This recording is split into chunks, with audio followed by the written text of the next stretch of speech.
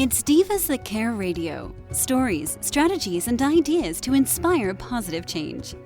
Welcome to Divas That Care, a network of women committed to making our world a better place for everyone. This is a global movement for women, by women, engaged in a collaborative effort to create a better world for future generations. To find out more about the movement, visit divasthatcare.com after the show. Right now, though, stay tuned for another jolt of inspiration. Hello to all. Welcome to Divas That Care Network. I am Joyce Benning, and I will be your host for this absolutely invigorating, robust lifestyle show. I would like to thank each one of our listeners who have tuned in live today and the ones that will be listening to the recording on their podcast. I am just so very grateful for each one of you. And you are all in for a very special interview today because I am just overly excited to have with me a diva, Nancy Gerson. And she is going to speak about sacredness of caretaking for one's animal relatives. Oh, my. And you know me, I'm all about my animals. So this is going to be fantastic. So, Nancy, could you please introduce yourself to our listeners today? I would be thrilled, and I'm so excited. I'm really, really excited. So I'm Nancy Lee Gerson, and I wrote a book recently. It has to do with horses, and we're going to be talking about that. And it's a different kind of book about horses. It's not primarily about all the wild riding activities that lots of women are having with their horses. Mine has a lot more to do with the sacredness right on the ground with one's horses and other animal relatives. So my lovely book is called The Horse Who Changed My Life, My Serendipitous Journey Through Equus. And I guess I'll mention the website. It's real simple. It's just my name, nancyleegerson.com. And, I love talking about the sacredness, the serendipities, the synchronicities, about how I came to a life with horses, all those S's, right? Oh, Nancy. Oh, that is just beautiful. I love the name of the book, The Horse Who Changed My Life. Oh, my. I can totally relate to that. And there's been so many. I mean, each one brings such a special uniqueness to your life. And it's just magic. Horses are just majestical is how I put it. Indeed. And I was pretty amazed, from a marketing point of view, I was pretty amazed that the title had not been taken. I have to tell you that for 3 of the first 4 years writing the book, 3 years writing and then another several months with editing, for those first 3 years, I was committed to the subtitle, My Serendipitous Journey Through Equus, being the title. And then a couple of people made some very brilliant suggestions, and I thought, it's a bit esoteric, which will appeal to those to whom that resonates, but maybe I need something that will grab lots more people's attention. And I had The Horse Who Changed My Life was just right there in my heart, and I was amazed that it wasn't already out there. You can use the title that's been out there so that I could have, but I was just amazed that The Horse Who Changed My Life wasn't taken. And then, of course, I kept My Serendipitous Journey Through Equus as a subtitle because that's super important to me. It was really fairy dust connections, how I ended up in a life with horses, truly. Oh, my goodness. Oh, what a story. Oh, man, that just makes me want to read that book so much. I wish I had it in front of me right now because that just sounds so magnificent and so magical. I just love it. And I love the subtitle, too, because that is My Serendipitous Journey Through Equus. Oh, my goodness. That just intrigues me even more. That is beautiful. Oh. Yeah, well, it's a good thing because I think it will inspire people to start noticing the serendipities and synchronicities in their lives because I was not a horse person per se. So if this can happen to me, goodness, it could happen to lots of folks. They can have a sacred life with their own animals, with a new animal, with someone else's animal. Just sometimes things come into your world when you start noticing all the magical connections that are going on. For me, it was animals. I suppose it doesn't have to be, but like you, Joyce, the animal kingdom holds a really special draw for me. Oh, I totally understand. And my listeners have heard me say so many times, the animals are not just in my life, they are my life. And that's the life I live. They are my family. They are just a part of me. If you say my name, you're saying animal right along with it, because that's who I associate with. Indeed. Well, and I love how you said how it touched your heart, and it is just speaking from your heart, and I can tell that because I can feel the energy is just coming from your heart when you're talking about the book, about your journey with the horses, and how you had not been a horsewoman or a horse lover before, and all at once how this came into your heart and touched your heart. Oh my! And I would probably say changed your life forever. Would that be a true statement? After this lovely interview, I will be going out to 50 feet away to my horses and making sure they have enough hay, taking the goop out of their eyes, and just loving on them. And so it's been over a decade now, and they're very much a part of my life. I don't really know how to come home and not have some beautiful animal creature waiting to greet me, be it cats, dogs, birds, horses. They get into your heart, and then there's just something about coexisting with more than just the human species that really aligns with my walk on Earth. I like living with more than one species, for sure. Oh, I hear you completely. We are totally connected in that, because I was just thinking of each morning when I get up, my dogs, and I have cats in the house, and they're right there to greet me. I walk out the door, my horse is talking to me, the birds are singing, and the rest of the outdoor cats are there, and I'm like, oh my goodness, this is what life is all about. I call it many times, this is heaven on earth. Look at all the beauty around me, and I love it.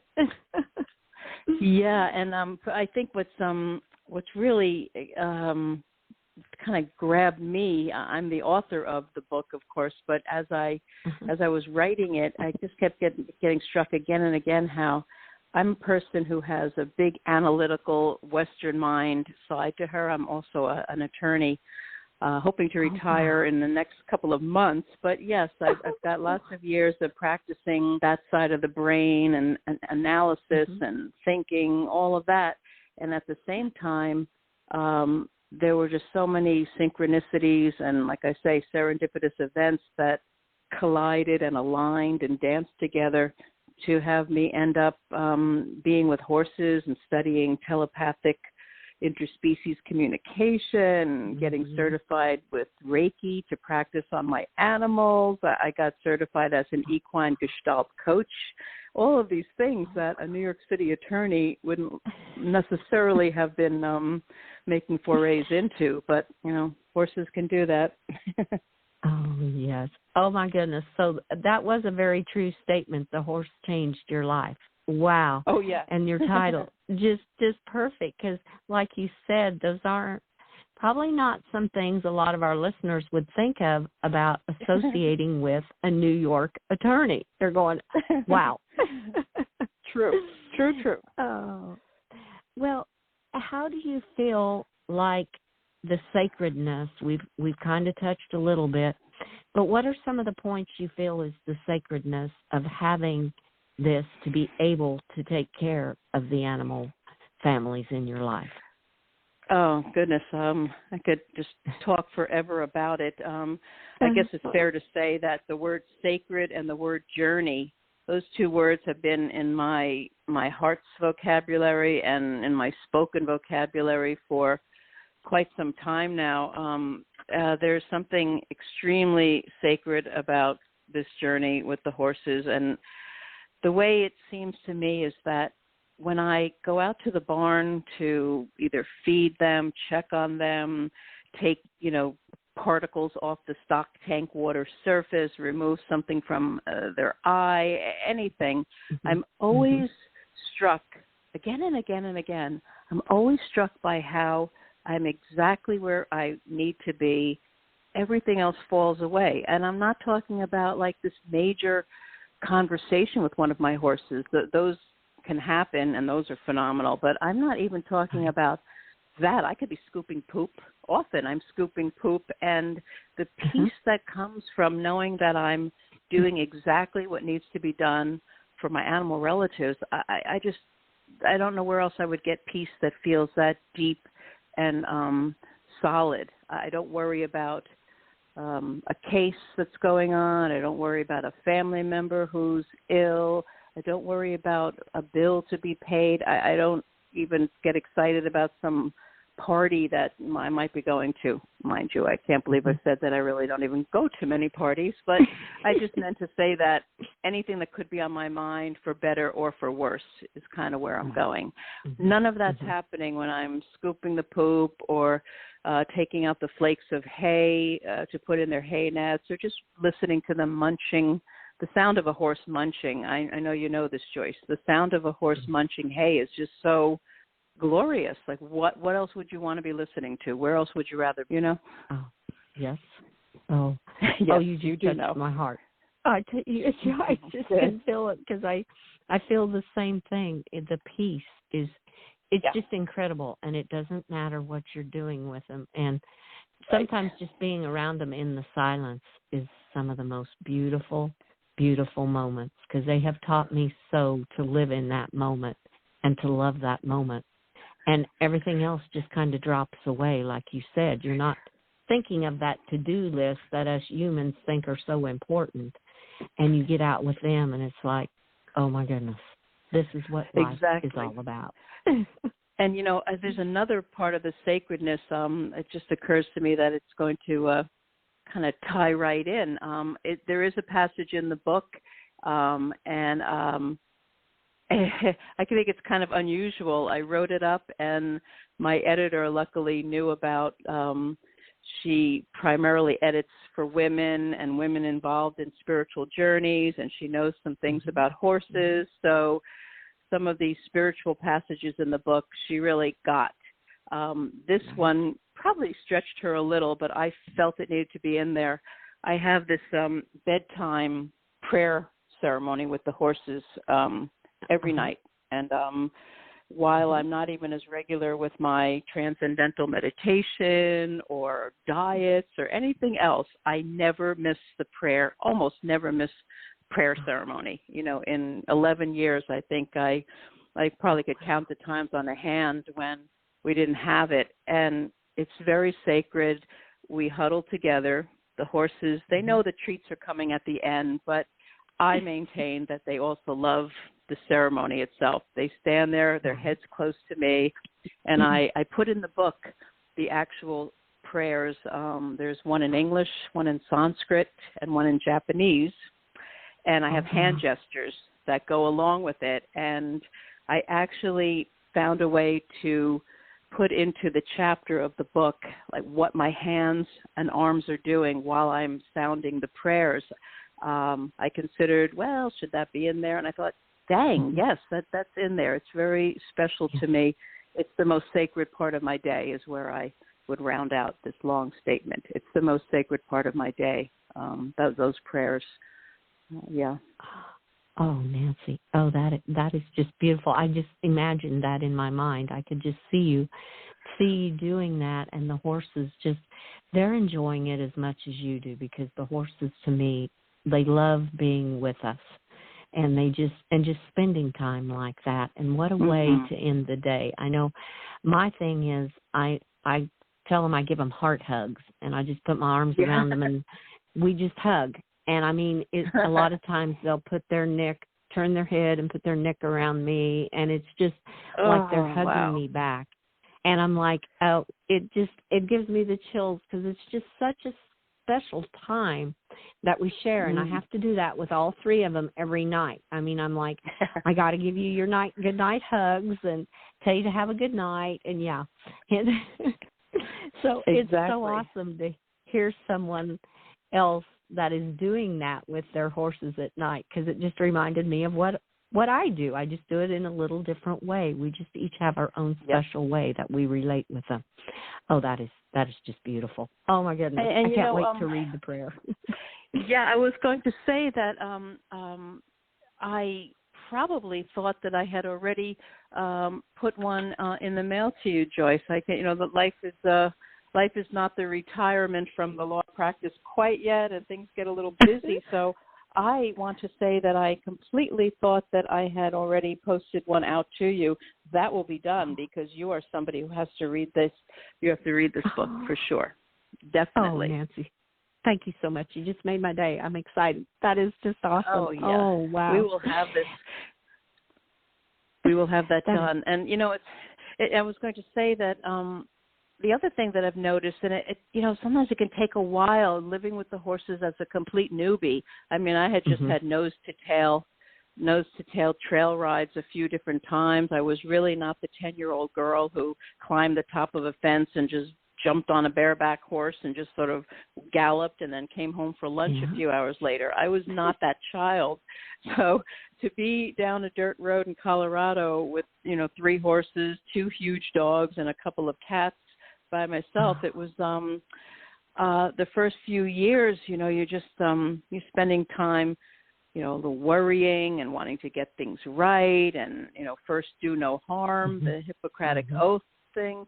And then you come to realize years later, when I go out to the barn now, I'm having conversations with them and they're like casual, like I'm just talking to them because they're truly my relatives, and I may worry about this or that that's going on with one of them, but primarily I'm just so at ease just talking with them.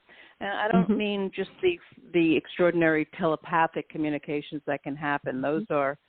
Those can happen, but I'm not necessarily the master at it. I have my moments, and there is some of that. But I just mean the everyday. You just scoop and poop, and you just say, okay, come on, move back now. No, you'll get treats later. Come on, move back, and maybe you poke your finger a little in their chest. Come on, Cherokee, just move back. You'll have it later. And then you go back to your poop. And you just kind of it's all very the practical and the everydayness and the sacredness. It's all in there together. I hope that makes sense. It's just all in there together. Oh, Nancy, it makes total sense because I do the same thing. You would think it just reminds me of a short little story. I had a friend, I call her my adopted daughter, and she brought her grandmother over. She wanted to ride with us one day, and her grandma looked at her and said, "Who is Joyce talking to?" And I talked to the daughter, goes, "Well, she's talking to her horses. She always talks to her animals." She kind of looked at her like, "Oh, okay." I love it. So, I just carry on a conversation with him, and I'm just like you. Oh, I'm telling him what I'm doing. I'm going to go get your feed now. I'll be right back. I'm going to get your hay. And, I hear you completely because I'm going, oh, my, I do the same thing. And I do it. I don't even notice it. It's just me and my horses. So it was just very comical when the lady said, well, who is she talking to? That's very funny, and I definitely relate to it. Yes. And I'm like you too. I mean, I'm communicating with them when they're speaking to me, but I'm a newer at that, and so just everyday conversation with them. And I do it with my dogs, my cats. I do it with all my animals. I even talk to my cows, and so it is just awesome. I know there's a little saying that says some of the best conversations, never a word is said, or something to that, or it's in silence. Oh, my gosh. I love that. I love that. I'm working on another book, and it's going to be fiction this time, and I'm having a blast realizing that I can actually write some dialogue. When you're writing a memoir, like The Horse Who Changed My Life, it's not primarily dialogue. There's some dialogue in there, but nothing like a fiction. And so I'm having fun writing the fiction. And what you said just reminded me that it's going to have elements of animal communication and telepathy in it. There's going to be a character who's a young girl who's going to grow into a young woman who has the capacity to deeply communicate with animals. And it's all about, that silent voices can sometimes speak loud and clear. So what you just said just puts me in mind of that. This is the first time I'm sounding it out loud, that the second book is on the way. See a while. Oh, how exciting. That is just awesome. Oh, Nancy, I'm excited for that one too. Oh my goodness. Oh, this I believe we could talk for hours about all the sacredness of caretaking for our animal family, because it is just, I always feel it's an honor to be able to take care of them, because they are in my life and they have made my life so much different than, or so complete, but yet I'm like, I can't even imagine life without them. But I have always had horses in my life, so for me to think about living life without a horse, I'm like, no, that can't exist. Just in general, I don't think that, however you see how the world came to be, whatever your spiritual inclinations and beliefs and faiths are, it seems left brain, right brain, reasonable, from the heart, any which way you look at it, it seems more likely that we're all meant to be living together. I know there's prey, there's predators, and just putting all the isms and categories aside, it seems more natural to me that human beings wouldn't live exclusively their entire 80 or 90 years just with humans. The world has plants and trees and dogs, deer, bear. There's any number. It just makes more sense to me that we would be aligning ourselves with more than just the human essence. Oh, yes. Oh, I totally agree, because I always say we all live under the same sky. We all breathe the same air. We're all in this universe together. And I love just living in harmony with everything. I mean, even the nature, the trees and the grasses and the beauty of all of that, and the birds. I mean, we're getting into winter here, and I'm in Kansas, and we still have some robins around. And I'm like, oh my goodness, I usually don't see robins come wintertime, but they're drinking out of the dogs' water bowls outside, and I'm like, oh, this is just beautiful. And I'm like, we're all together in this. And we can all live in harmony and offer so much to each other if we just take the time and enjoy what's all around us.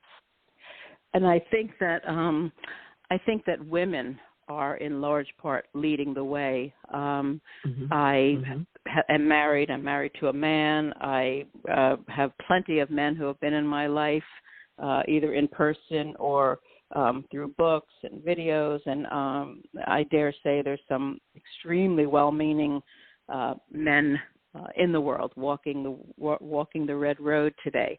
At the same time, I do feel that women are largely at the vanguard of understanding these things we're talking about: unity, not competition, helping all of us. There's room at the top for lots and lots and lots and lots of people, lots of success. There's plenty of room. The Equine Gestalt program from which I graduated, it was a 2-year program out in Colorado. It is probably 98% female. There are some men in the group. At the same time, it's just so obvious that women have been really at the front lines of healing through horses and healing through animals and dolphins and whales. There's this woman, Ann Gordon, who's doing amazing things with whales and dolphins. And I just really want to give a shout out to just all the women in the world who are looking to empower girls, women, obviously boys and men. Everybody can get in the lifeboat together. But this is my shout out to women who are really seeing the need for empowering the female presence on Earth, because that's really needed. The caretaking, the nurturing, goodness knows we need it big time. Oh, yes. Oh, how beautifully said. Oh, I couldn't agree with you more. That is just that is just beautiful. Mm. Yes, and the women, and I mean, there's a lot of spirituality that I think, and I know men look into it too, but I feel sometimes that women connect a little more to the spirituality part of a lot of, with the animals, nature, with however you want to say it. I just feel a lot of women can connect to the spirituality part of the universe, and it is Amen. very special. Amen. Oh, well, Nancy, this interview has gone so quickly, and I knew it would because I was so excited. Me too. I knew it would. What is a final tip that you would like to leave with our listeners today as we get ready to close this interview? Oh, thank you.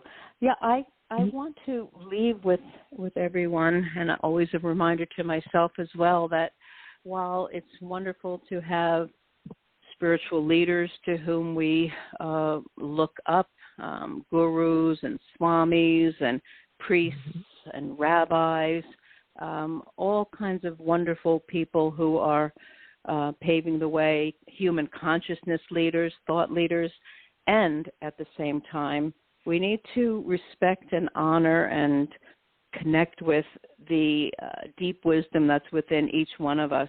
Then you start noticing the serendipities and the synchronicities, the connections that are just presenting themselves in our lives all the time.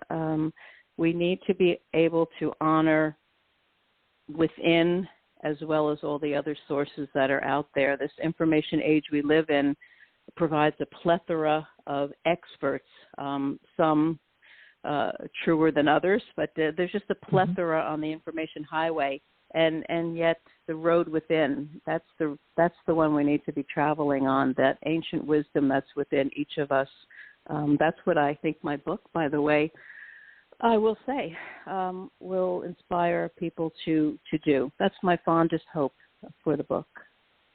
Oh, Nancy. Oh, that was just beautiful. I just love that the road within and the ancient wisdom. Oh, my goodness. That touched my heart again.